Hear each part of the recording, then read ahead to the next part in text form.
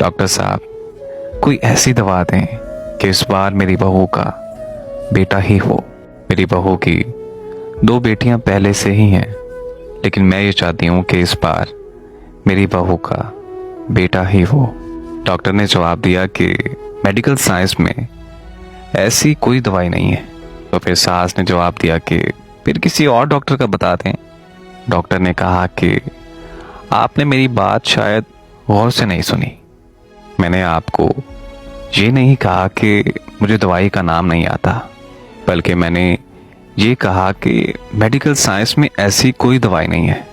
फिर उस मौके पर लड़की का ससुर बोला कि वो फलां लेडी डॉक्टर तो डॉक्टर ने बात काटते हुए कहा कि वो जाली डॉक्टर होगा।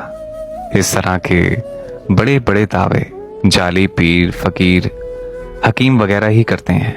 यकीन जाने कि ये सब फ्रॉड है।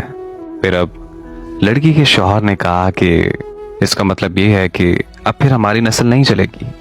डॉक्टर ने कहा कि ये नस्ल चलना क्या होता है, आपके जीन्स का अगली नस्ल में ट्रांसफर होना ही नस्ल चलाना है ना। तो ये काम तो आपकी बेटियां भी कर देंगी। आप मुझे ये बताएं कि बेटा क्यों ज़रूरी है।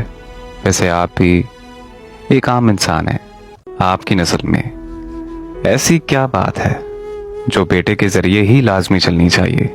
ससुर ने कहा कि मैं समझा नहीं।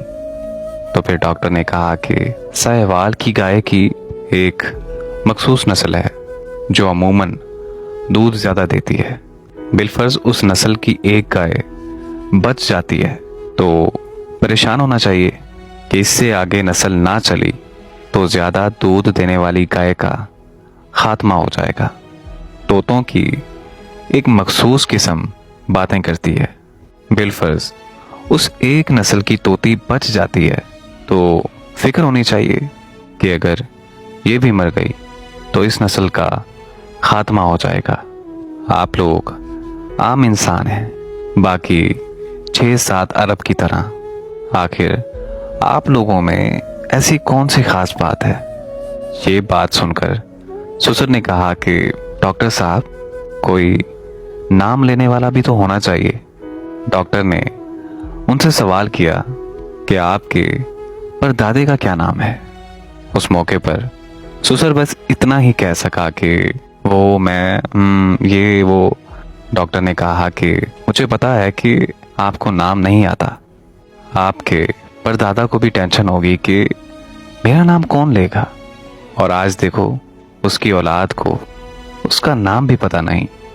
वैसे आपके मरने के बाद आपका नाम कोई ले या ना ले, आपको क्या फर्क पड़ेगा। आपका नाम लेने से कब्र में पड़ी हड्डियों को कौन सा सबर आएगा।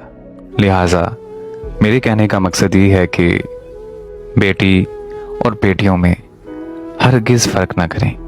बेटा अगर नेमत है तो बेटी अल्लाह की रहमत है।